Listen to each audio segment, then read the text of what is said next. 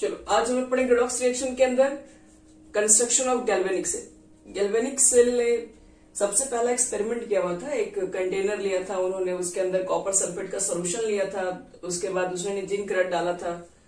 याद है 4 ऑब्जर्वेशन क्या क्या मिला था हम लोग को? यहां पर जिंक रड को प्लेस किए थे तो पहला ऑब्जर्वेशन क्या मिला था? हाँ, वेट डिक्रीज हो गया था। हाँ, सोल्यूशन का जो ब्लू कलर था वो फेड हो गया था। थर्ड क्या मिला था हम लोग को? हाँ, और फोर्थ हाँ, टेम्परेचर इंक्रीज हो गया था। सबका कंफ्यूजन निकालने के बाद में उन लोगों ने ये सोचा कि क्यों ना हम इस जो भी है जो सारे काम हम एक ही कंटेनर में करवा रहे हैं, जिसमें एक ने इलेक्ट्रॉन को गेन कर रहा है दूसरा लूज कर रहा है, इसको हम अलग अलग सेपरेट कंटेनर में कराएं। तो देखो उन्होंने क्या क्या एक्सपेरिमेंट के दौरान किया वो सब कुछ हम बता रहे हैं। सबसे पहले क्या किया, गैल्वेनिक ने 2 सेपरेट इस बार कंटेनर उन्होंने लेके चला हुआ, 2 अलग अलग कंटेनर। और फिर इसके अंदर क्या क्या किया गया है, देखो ये सेपरेट कंटेनर के अंदर उन्होंने सबसे पहले वाले में तो जिंक सल्फेट का सॉल्यूशन ले लिया,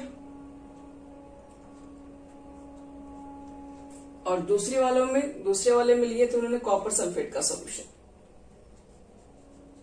इसमें हमारा है ZnSO4 जिंक सल्फेट का सॉल्यूशन, और यहां पर है कॉपर सल्फेट का सॉल्यूशन।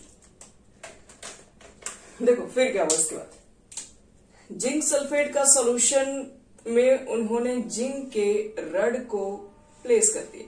यहां पर जिंक इलेक्ट्रोड था,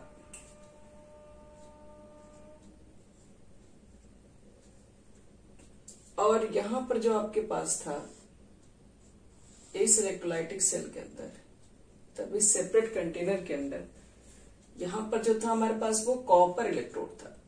यहाँ जिंक इलेक्ट्रोड लगा दिए थे, यहाँ पे कॉपर के इलेक्ट्रोड को लगा दिए थे।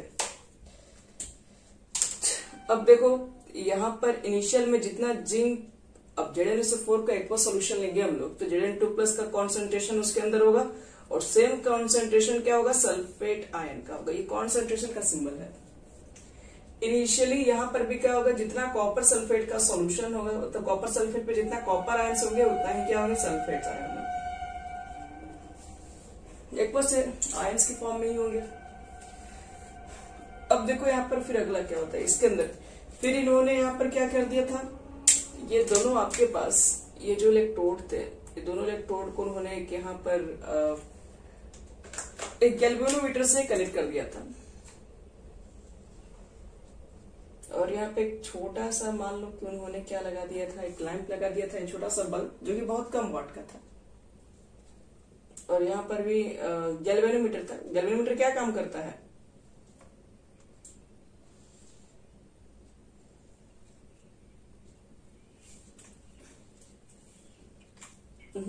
वोल्टेज को मेजर कर लेता है गैल्वेनोमीटर, कितना वोल्ट यहाँ पर क्रिएट हुआ है। तो ये सब चीजें का उन्होंने एक सेटअप तैयार किया, ठीक है, यही सब कुछ था।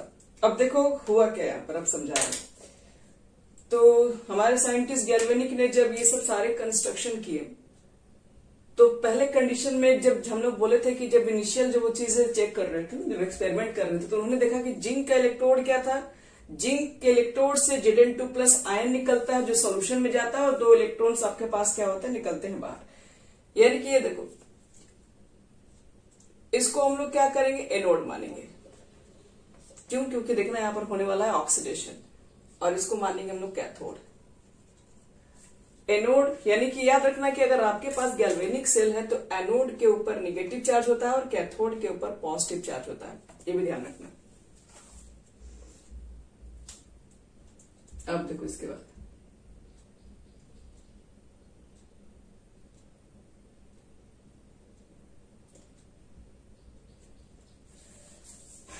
देखो नेक्स्ट स्टेप यहां पर आपको बताने ही जा रहे हैं कि जिंक का क्या हो रहा था। जिंक का वेट पहले कम हो रहा था तो किसकी वजह से, तो बाद में उसका हम लोग मालूम किए कि ऑक्सीडेशन की वजह से कम हो रहा था। इसलिए हम लोग क्या करेंगे, जिंक यहाँ पर भी वही काम कर रहा है। जिंक क्या कर रहा है, जिंक से Zn2+ जो आयन है वो सॉल्यूशन में जा रहे हैं, इसमें जा रहे हैं, और जो यहाँ के 2 इलेक्ट्रॉन है जो कि क्या करता था, 2 इलेक्ट्रॉन कॉपर था उसमें गेन कर लेता था कॉपर आयन, लेकिन इस पे कॉपर है नहीं। तो अब ये 2 इलेक्ट्रॉन क्या किया था, हम लोग इसको एक मेटालिक वायर से कनेक्ट किए थे। ये चीज आपका मेटालिक वायर है। तो अब ये 2 इलेक्ट्रॉन यहां पर फ्लो होना स्टार्ट हो गया इस वायर के अंदर, और कहा गया, तो इस इलेक्ट्रोड के पास गया, और एक इलेक्ट्रोड से क्या हो गया, जैसे ये इलेक्ट्रोड पे इलेक्ट्रॉन आया, तो वैसे देखो यहाँ पर कॉपर सल्फेट के एक्वस सॉल्यूशन में कॉपर आयन थे। तो कॉपर आयन ने क्या किया, वो 2 इलेक्ट्रॉन जो इसके अंदर है, क्योंकि यहाँ 2 इलेक्ट्रॉन को क्या किया, इसने रिमूव किया, ये 2 इलेक्ट्रॉन इधर उधर ट्रांसफर होकर फिर यहां तक पहुंचे, और 2 इलेक्ट्रॉन को कॉपर ने गेन करके किस में कन्वर्ट कर दिया, कॉपर में कन्वर्ट कर दिया।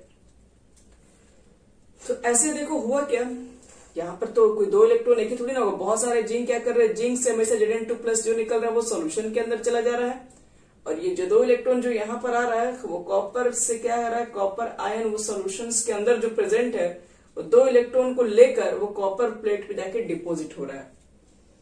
तो यही प्रोसेस हो रहा होता, और इसी प्रोसेस के दौरान मालूम चला यहाँ पर हमने क्या कर दिया, एक मेटालिक वायर के अंदर हमने इलेक्ट्रॉन को फ्लो करवा दिया, और किसी भी मेटालिक वायर, कंडक्टिंग वायर के अंदर फ्लो ऑफ इलेक्ट्रॉन जब होने लगते हैं तो इसी प्रोसेस को हम लोग क्या बोलते हैं, इस प्रोसेस को कहते हैं इलेक्ट्रिसिटी।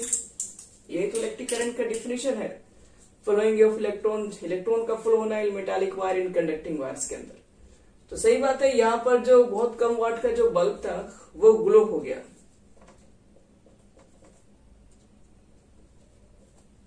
ये ग्लो होना स्टार्ट हो गया, समझ लीजिएगा। लेकिन बात यह है कि ग्लो तो हुआ तो सब लोग पूरा जोर से बोलिए,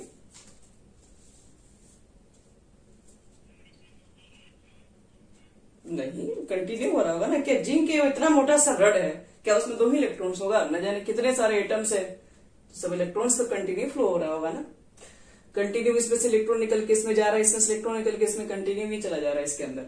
तो इसका मतलब यहाँ पर ये था कि अब यहाँ पर ये चीजें जो है वो कंटिन्यू हो रही है, तो एक मेटालिक वायर के अंदर कंटिन्यू इलेक्ट्रॉन का फ्लो हो रहा है, तो वो कहीं ना कहीं उसके अंदर इलेक्ट्रिक करंट जनरेट हो रहा होता है, जिसकी वजह से ये क्या हुआ, आपका बल्ब ग्लो होना स्टार्ट हो गया। तो वहां पर जितने लोग बैठे थे एक्सपेरिमेंट को देख रहे थे, अचानक से बहुत खुश हो गए कि केमिकल रिएक्शन से हम लोग ने तैयार कर दिया इलेक्ट्रिक करंट। लेकिन बस जस्ट हुआ क्या कि 5 मिनट, ज्यादा नहीं 5 से 10 मिनट होते ही आपका जो चमकता हुआ जो ग्लो का जो लाइट जो दिख रहा था वो बंद हो गया। बस आपको खुशी तो मिला, लेकिन ये खुशी ज्यादा देर के लिए नहीं मिला, बस 5 मिनट, 5 से 10 मिनट के बाद ये क्या हो गया, फिर से बंद हो गया। तो उन्होंने चेक किया कि फिर से क्या गलती हो गया, तो उन्होंने उसमें बहुत सारी चीजें चेक की, तो जब वापस से चेक किया गया तो फिर से बनाया सेटअप, तो फिर से जब ऐसा बनाया तो फिर से चला, लेकिन वो 5 से 10 मिनट तक ज्यादा नहीं चल रहा था। तो एक रीजन होना चाहिए कि आखिर ये बस हम इतना मेहनत करके एक बना रहे हैं, एक्सपेरिमेंट कर रहे हैं, जिसमें इतना सारा चीज को लेके सेटअप तैयार कर रहे हैं, और बस इलेक्ट्रिसिटी जनरेट हो रहा है, तो 5 मिनट के लिए, ये 5 से 10 मिनट के लिए क्या फायदा है, ऐसा क्या प्रॉब्लम हो रहा है जिसकी वजह से 5 से 10 मिनट के बाद इलेक्ट्रिक करंट फ्लो ही होना बंद कर दे रहा है, कुछ तो इसके अंदर अभी भी गड़बड़ है। तो इन्होंने ऊपर खोजना स्टार्ट किया, और देखो खोजने के बाद उन्होंने क्या मालूम किया, एकदम वैलिड रीजन था। जैसे यहाँ देखो, ये हमारा इलेक्ट्रोड था, इस इलेक्ट्रोड क्या कर रहा है, इलेक्ट्रोड आपके पास कंटिन्यू Zn2+ आयन सॉल्यूशन के अंदर डाल रहा है, Zn2+ आया, Zn2+ आया।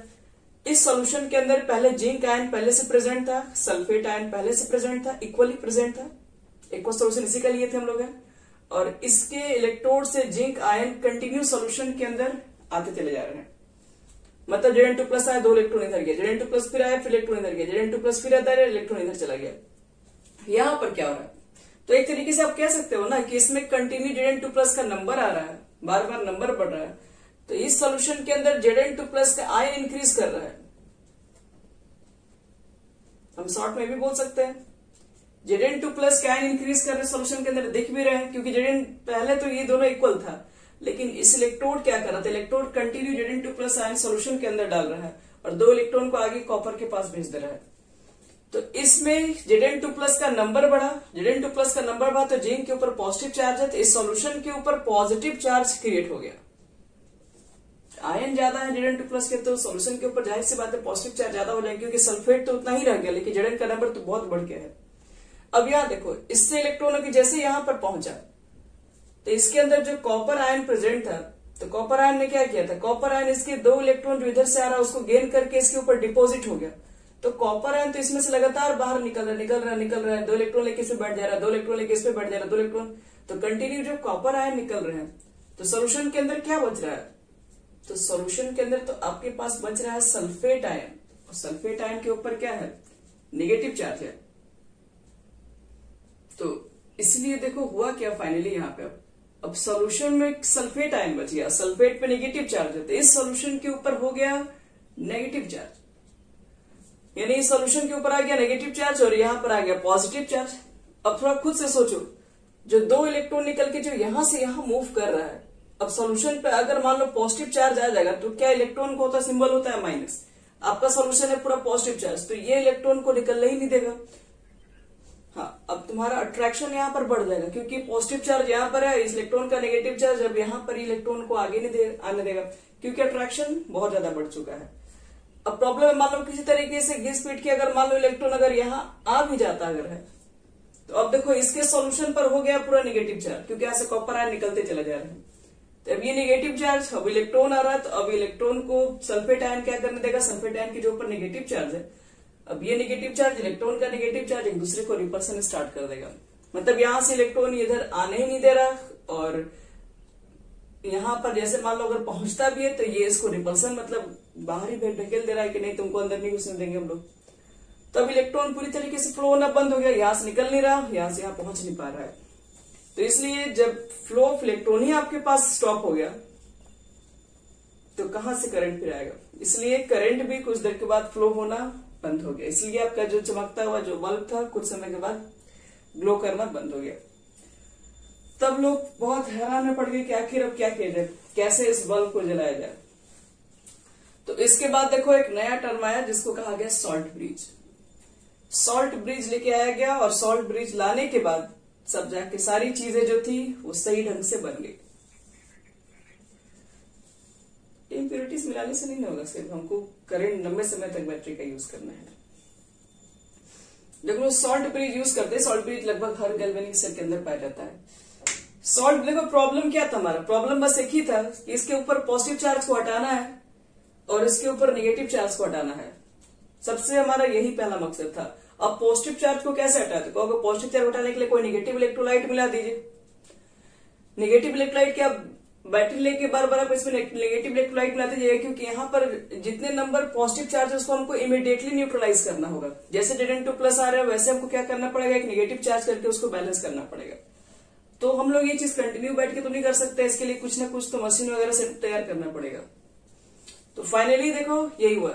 एक बार देखो पूरा हम स्टोरी सुना दे रहे क्या हुआ फिर से एक बार। 2 कंटेनर लिया गया, एक कंटेनर में जिंक सल्फेट का सोल्यूशन, कॉपर सल्फेट का सोल्यूशन, जिसमें जिंक आयन का और सल्फेट आयन का कॉन्सेंट्रेशन सेम था इनिशियली। कॉपर आयन का कॉन्सेंट्रेशन, सल्फेट आयन का कॉन्सेंट्रेशन इनिशियली यहाँ पर भी सेम था। Zinc electrode, copper electrode, zinc पर, और इसको मैंने एक मेटालिक वायर से कनेक्ट कर दिया और यहाँ पर एक छोटा सा बल्ब और गैल्वेनोमीटर लगा दिया ताकि कितना फ्लो हो रहा है इलेक्ट्रिक करंट मालूम चल जाए, उसके वोल्ट का क्रिएट कर सके हम लोग। तो यहाँ पर देखो क्या हुआ है, जिंक का क्या होता है, जिंक ऑक्सीडेशन होता है, तो जिंक इलेक्ट्रॉन को लूज करता है, ये इलेक्ट्रॉन यहाँ से यहाँ तक फ्लो के पहुंचता है कॉपर इलेक्ट्रोड पर, और कॉपर इलेक्ट्रोड क्या करता है, उस इलेक्ट्रॉन को गेन करके कॉपर आयन इसमें से बाहर निकल जाता है। तो ये चीजें कंटिन्यू होती रहती है, तो फ्लो ऑफ इलेक्ट्रॉन हो गया मेटालिक वायर के अंदर, तो आपके पास करंट क्रिएट हो जाता है। तो वही चीज है, जब यहाँ से इलेक्ट्रॉन बाहर निकल रहा है, Zn का नंबर बार बार इसमें इंक्रीज हो रहा है, तो Zn के नंबर की बढ़ने की वजह से सोल्यूशन पर पॉजिटिव चार्ज, और इसमें कॉपर निकलने की वजह से यहाँ पे सिर्फ सल्फेट बच रहा है, तो इसके ऊपर नेगेटिव चार्ज। अब इलेक्ट्रॉन यहाँ से फ्लो होना बंद हो जाएगा। तो देखो सॉल्ट ब्रिज आकर क्या करता है, उसका फंक्शन बताता है सॉल्ट ब्रिज का। देखो चलो सॉल्ट ब्रिज के फंक्शंस क्या है, सॉल्ट ब्रिज के अंदर ऐसा क्या था कि हमारा काम बहुत आसान कर दिया, तो हर लोग का कंट्रीब्यूशन था। देखो सॉल्ट ब्रिज में क्या क्या सबसे पहले लिया गया, किसने,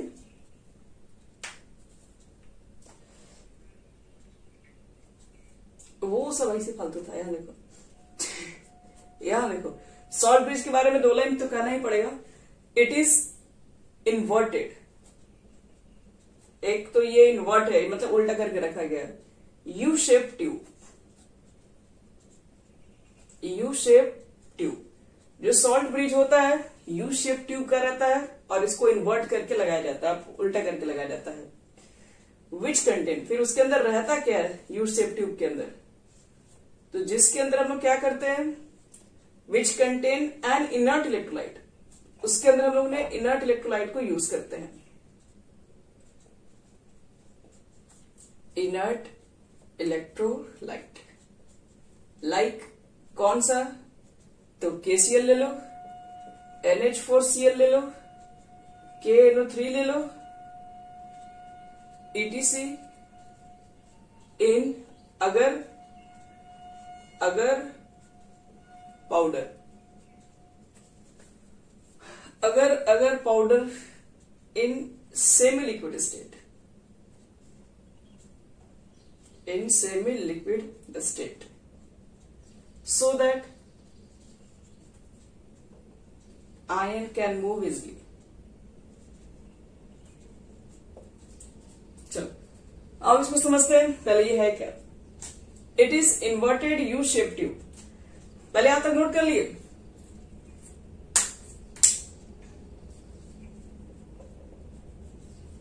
देखो हमारे पास यू शेप ट्यूब जैसा है, क्या है, आओ देखो इसमें हमने एक सॉल्ट ब्रिज बनाया है जो कि यू शेप का था, एक ट्यूब होता है इस तरीके से।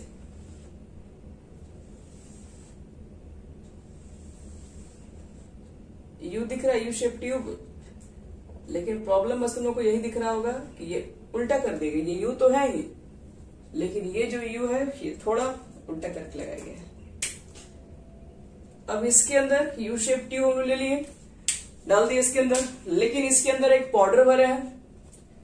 उस पाउडर में क्या क्या डाला गया है, उस पाउडर के अंदर इनर्ट इलेक्ट्रोलाइट। इनर्ट का मतलब है कि ये रिएक्शंस वगैरह नहीं करेगा, ये सब इलेक्ट्रोलाइट किसी तरह का।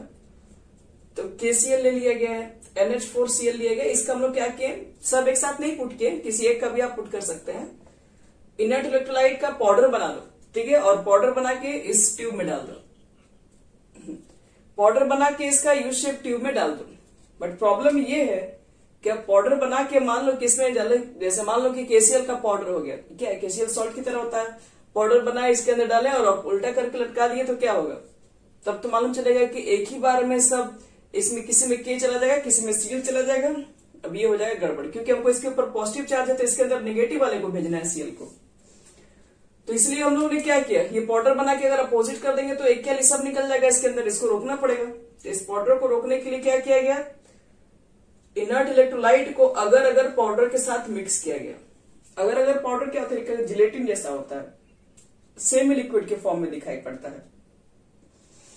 तो इसमें जैसे मान लो कुछ इस तरीके से, जैसे तुम क्या कर दो कि KCl तुम्हारे पास पाउडर है, उसमें क्या कर दो, पेस्ट है मतलब, उसमें तुम अगर पाउडर मिला दोगे, जो उसको मिलाने के बाद क्या होता है, वो सेमी लिक्विड स्टेट में चला जाता है। जैसे टूथपेस्ट देखते हो नहीं सब तुम लोग, टूथपेस्ट को क्या हम उल्टा करके लटका देंगे तो क्या उसमें का टूथपेस्ट गिर जाएगा, नहीं गिर सकता है, क्योंकि वो किस फॉर्म में है, वो एक सेमी लिक्विड के फॉर्म में डाला गया है। अगर वो पाउडर के फॉर्म में डालते तो क्या होता, सारा पेस्ट एक ही नीचे गिर गया रहता वो।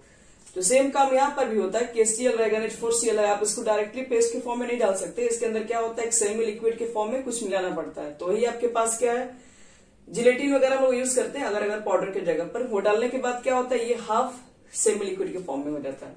अब सेमी लिक्विड के फॉर्म में हो गया तो एक ही पूरा वो फ्लो नहीं होगा, वो 1 by 1 करके फ्लो होता है। तो अब देखो इसके अंदर हुआ कि हम लोग ने ऐसा सेटअप तैयार किया है कि यहाँ पर Z से Zn2+ आता है, वैसे KCl क्या करता है कि इसके अंदर 2Cl- भेज देता है ताकि ये 2Zn+ को न्यूट्रलाइज कर सके। इधर क्या होगा, यहाँ पर Cu2+ जैसे बाहर निकल गया तो इसके अंदर सल्फेट आयन का एक नंबर बढ़ गया। अब सल्फेट आयन के नंबर को बैलेंस करने के लिए यहाँ पर 2K+ यूज करेंगे, तो 2K+, 2SO4- ये दोनों फिर से आपस में मिलकर न्यूट्रल्स हो जाता है। तो कुछ ऐसा हम लोग सेटअप तैयार किए हैं। सॉल्ट ब्रिज एक ऐसा सेटअप है जो बढ़े हुए जो चार्ज जिसके ऊपर था, इसके ऊपर पॉजिटिव चार्ज था उसको न्यूट्रलाइज कर दिया Cl देके, और इसके ऊपर जो नेगेटिव चार्ज था उसको न्यूट्रलाइज कर दिया पॉजिटिव देके। तो यही हमारे पास सॉल्ट ब्रिज का एक सबसे बढ़िया फंक्शन है। लिख लेते हैं फंक्शन ऑफ सॉल्ट ब्रिज क्या है, इसके अलावा हम लोग इसको क्या क्या यूज किए। सॉल्ट ब्रिज करके हम लोग क्या है, अब ये पूरा चीज अगर मान लो देखोगे तो सॉल्ट ब्रिज लगाने के बाद कहा जाए तो एक तरीके से सर्किट जो है वो इनकम्प्लीट है, सॉरी कंप्लीट हो गया। यहाँ से इलेक्ट्रॉन यहाँ पे वापस तो जा रहे थे, अब यहाँ पर क्या हो गया, इलेक्ट्रॉन पे जो चार्ज बढ़ रहे थे उसको बैलेंस करने के लिए आप सॉल्ट ब्रिज यूज कर लिए, तो चार्ज भी न्यूट्रलाइज हो गया। चार्ज जब न्यूट्रलाइज हो गया तो ये कंटिन्यू इलेक्ट्रॉन यहाँ से बढ़ते रहेंगे। अब फ्लो होना कब बंद होगा इलेक्ट्रॉन, खुद से सोचो। क्या सॉल्ट ब्रिज, सॉल्ट ब्रिज नहीं। अब देखो ये अब इलेक्ट्रॉन तब तक फ्लो होता रहेगा जब तक कि जिंक रड पूरी तरीके से खत्म ना हो जाए, क्योंकि जिंक से तो इलेक्ट्रॉन निकल रहा है। जिंक का इलेक्ट्रॉन खत्म हो गया तो इलेक्ट्रॉन फ्लो होना बंद हो जाएगा। तो अब सब कुछ डिपेंड करता है जिंक के ऊपर। तो हम लोग कोई भी जो गैल्वेनिक सेल देखते हैं, वैसा नहीं कि एक बार खरीद लिए मार्केट से तो उसको हम 100 साल यूज करेंगे, नहीं, उसका भी लिमिटेशन है। आप हर समय यूज नहीं करेंगे, उसको भी चेंज करना पड़ता है।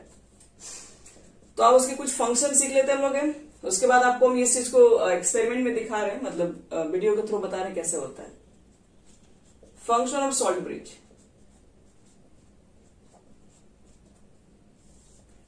सबसे first function, it complete the circuit. पहले तो इस सर्किट को पूरी तरीके से कंप्लीट किया bye maintaining the flow of electron.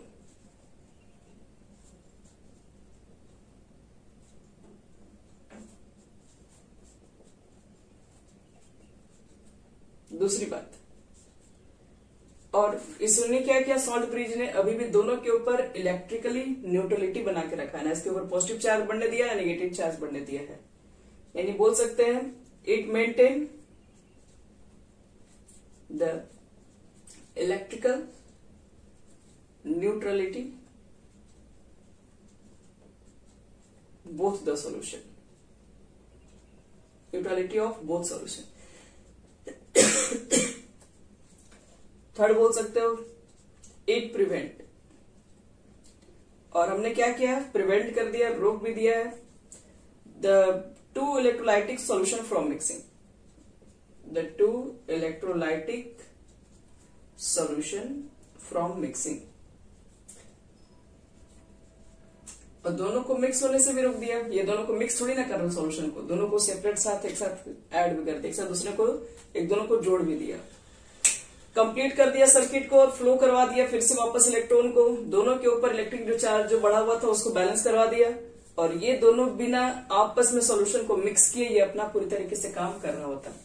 तो ये सॉल्ट ब्रिज हमारे पास एक बहुत ही अच्छा फंक्शन है, ताकि हम लोग का ये जो फ्लो ऑफ इलेक्ट्रॉन है कंटिन्यू वापस हो सका।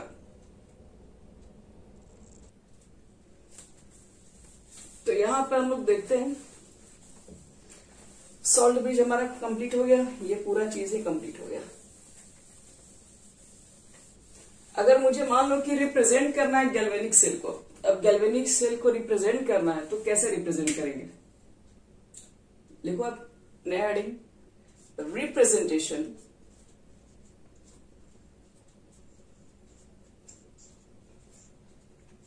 Of the galvanic cell.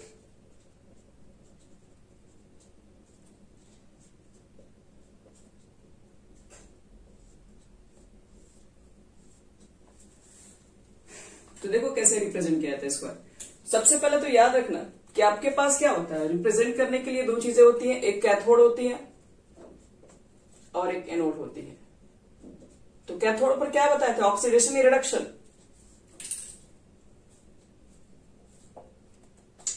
अगर भूल गए हो तो याद रखना, अरे चार्ज से मना किए थे नहीं याद रखने के लिए। कैथोड पे होता है रिडक्शन, हमेशा याद रखिएगा, और एनोड पर क्या होगा, ऑक्सीडेशन। इसको ना जल्दी से बैठा लेना दिमाग में एकदम। अब बताओ कि कैथोड पे होते रिडक्शन, तो रिडक्शन किसका हो रहा था, यहाँ पे पूरा रिडक्शन नहीं होता, इसको रिडक्शन हाफ कहते हैं, इसको ऑक्सीडेशन हाफ कहते हैं। तो कॉपर का रिडक्शन हो रहा था, कॉपर कैसे रिडक्शन हो रहा था, Cu2+ क्या कर रहा था, दो इलेक्ट्रॉन को गेन करके Cu में कन्वर्ट हो रहा था। तो एक चीज बताओ, चार्ज का डिक्रीज होना रिडक्शन कहलाता है, 2+ से 0 में चला गया, रिडक्शन हो गया। ऑक्सीडेशन किसका हो रहा था, जिंक का, जिंक क्या कर रहा था, जिंक दो इलेक्ट्रॉन को अपने लूज कर रहा था, Zn2+ और 2 इलेक्ट्रॉन। तो देखो, तो इस पे आयन इंक्रीज कर रहा है कि नहीं, 0 से +2 में हो गया, आयन इंक्रीज होना ऑक्सीडेशन होता है। इसका ऑक्सीडेशन हो गया, इसका रिडक्शन हो गया। और अगर आपसे पूछा जाए नेट सेल रिएक्शन क्या हुआ, मतलब पूरे सेल के अंदर जो रिएक्शन है वो क्या हुआ, तो नेट सेल रिएक्शन कभी कभी बच्चे लोग लिखने के लिए भी आता है, याद रखना। तो नेट सेल रिएक्शन क्या होता है, ऑक्सीडेशन हाफ रिडक्शन हाफ को ऐड कर दोगे तो उसको बोलते हैं नेट सेल रिएक्शन। ऐड करो तो देखो दो इलेक्ट्रॉन कैंसिल हो जाएगा, क्यों, क्योंकि इधर लाएंगे तो -2 तो 2 सामने सामने पड़ेगा, कैंसिल हो ही जाएगा। तो 2 इलेक्ट्रॉन कैंसिल हो जाएगा तो क्या बचेगा, यहां से बचेगा Zn Cu2+, इधर क्या होगा Zn2+ एक्वस, प्लस क्या होगा बच्चे लोग कॉपर, और ये हमारा हो गया फाइनली रिडॉक्स रिएक्शन। रिडॉक्स हो रहा है यहाँ पर कैसे, जिंक ऑक्सीडेशन कॉपर रिडक्शन, ये दोनों एक ही रिएक्शन में हो रहा है, जिसमें दोनों रिएक्शन होगा वो हो गया रिडॉक्स रिएक्शन। तो ये गैल्वेनिक सेल को रिप्रेजेंट करने का एक तरीका है, ऑक्सीडेशन हाफ रिडक्शन हाफ को लेके ऐड कर देते हैं, नेट सेल रिएक्शन लिखते हैं, तो ये फाइनली हमारा एक गैल्वेनिक सेल को रिप्रेजेंट करने का तरीका हुआ। यहाँ पर प्रॉब्लम ये है कि एक गैल्वेनिक सेल को रिप्रेजेंट करने के लिए हमें इतनी चीजें लिखनी पड़ रही है। न्यू जनरेशन आलसी जनरेशन है पूरी तरीके से, इतना कोई लिखना पसंद नहीं करेगा, शॉर्टकट सब कुछ ढूंढता है। तो अब हम लोग क्या करेंगे, अब शॉर्टकट की व्यवस्था करेंगे। अब बताएंगे कि जो नया रिप्रेजेंटेशन है वो आईपीएससी के द्वारा दिया गया, जो कि इससे काफी छोटा पड़ता है, इसको मिटा रहे हैं।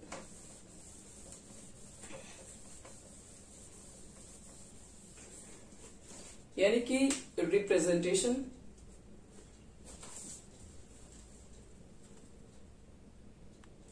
नहीं,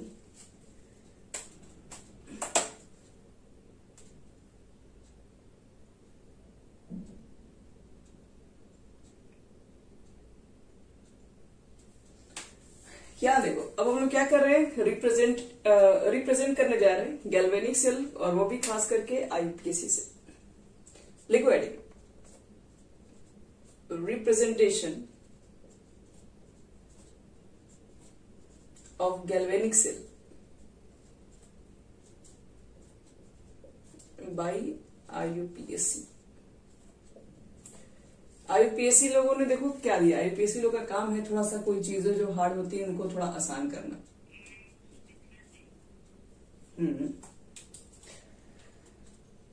तो अच्छा अभी सोचिए कि आप ही सिर्फ नहीं उतारे, हम बाकी सब उतार लिए, ठीक है कोई बात नहीं, रिकॉर्डिंग हम दे देंगे। चलो बच्चे लोग, ठीक है, तो देखा जाए बच्चे लोग कैसे आईपीएससी लोगों ने कैसे वो इतने सारे लंबे चीजों को शॉर्टकट में कैसे कर दिया। देखो उन्होंने क्या किया, उन्होंने बोला कि आप एनोड लिख रहे हैं एनोड लिख दीजिए, कोई दिक्कत नहीं है, कैथोड लिख रहे हैं कैथोड लिख दीजिए। ये भी लिखा नहीं जाता, ये सब दिमाग में रखा जाता है, ये एनोड के लिए है और ये कैथोड के लिए है। अब देखो दूसरी बात, यहाँ पे एनोड पर क्या होता है, ऑक्सीडेशन। ऑक्सीडेशन किसका हुआ, जिंक का हुआ। तो ऑक्सीडेशन जब हमारा जिंक का होगा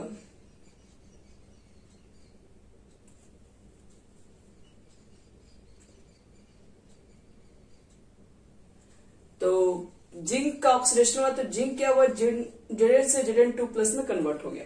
आपको पहले ये लिखना पड़ेगा।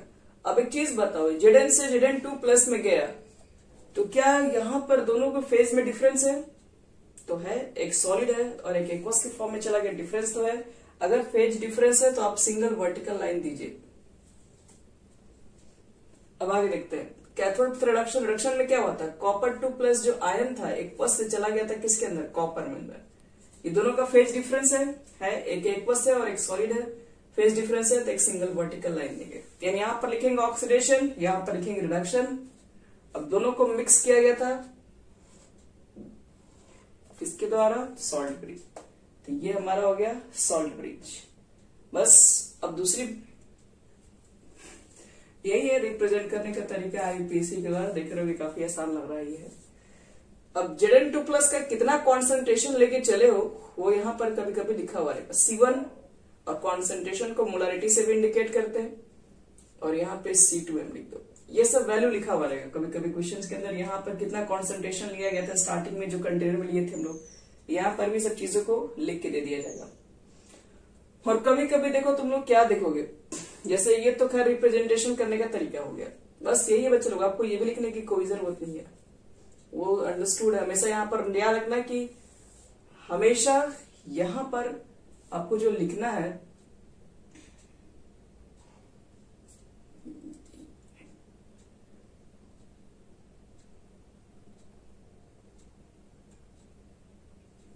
वो किसको लिखना है। यहां पर आप जब भी लिखिएगा तो ऑक्सीडेशन ही लिखिएगा, और इसको एनोड बोलते हैं और इसको कैथोड बोलते हैं। देखो एक याद करने का एक शॉर्टकट तरीका भी सिखा दे रहे हैं।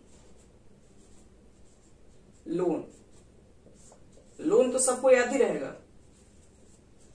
लोन जिसके ऊपर है उसको तो कोई बोल नहीं सकता है, जिसके ऊपर नहीं है वो समझ ले लोन ही है ये। देखो उसको कैसे याद रखेंगे। एल का मतलब क्या होता है, लेफ्ट। ओ का मतलब ऑक्सीडेशन, ए का मतलब एनोड, एन का मतलब नेगेटिव। लोन तो याद रहेगा बच्चों तुम लोग को। मतलब क्या है देखो ध्यान से, ये लेफ्ट साइड है तुम्हारा, ये राइट साइड है, पहचान लोगे साथ से। यह तुम्हारा लेफ्ट है तो लेफ्ट साइड होगा। ये लेफ्ट साइड पर क्या होता है, लेफ्ट साइड पर होता है ऑक्सीडेशन, और ऑक्सीडेशन वाले जिस पर होता है उसको क्या बोलते हैं, एनोड। और एनोड का अगर कोई सिंबल पूछ दे गैल्वेनिक सेल में तो क्या होता है, नेगेटिव।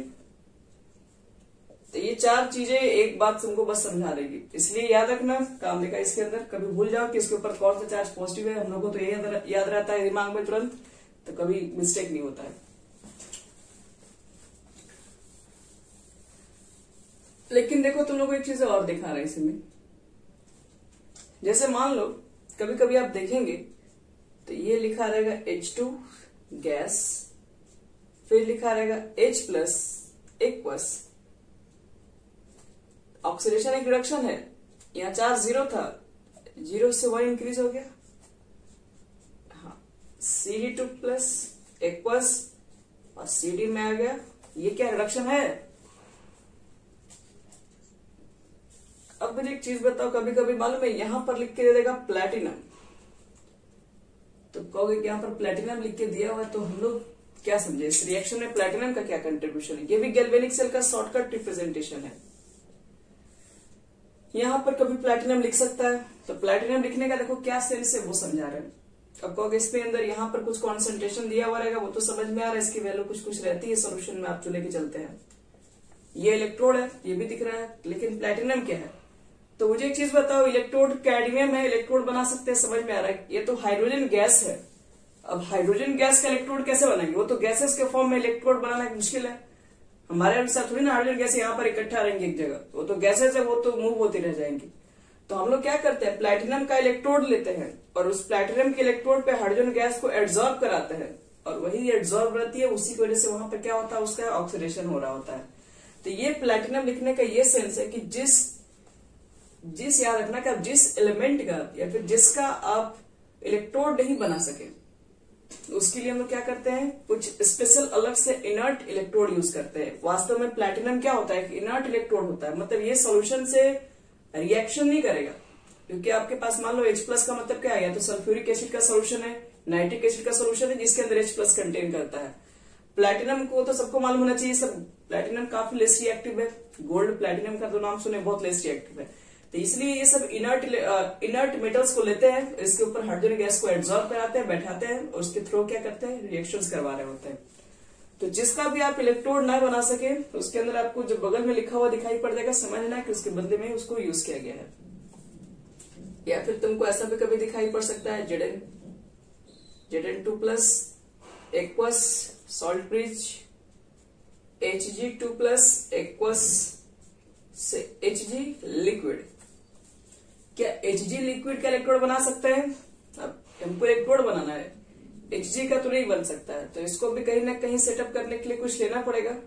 तो यही चीजें रहते हैं, हम लोग प्लैटिनम, मैक्सिमम केस में प्लैटिनम ही ज्यादातर हम लोग यूज करेंगे हर केस में, क्योंकि एक तो प्लैटिनम रिएक्ट नहीं करता सोल्यूशन के अंदर किसी से भी, और मेटल्स में भी काम कर जाता है। तो इस तरीके से याद रखना, गैल्वेनिक सेल को रिप्रेजेंट किया गया हुआ है शॉर्टकट में।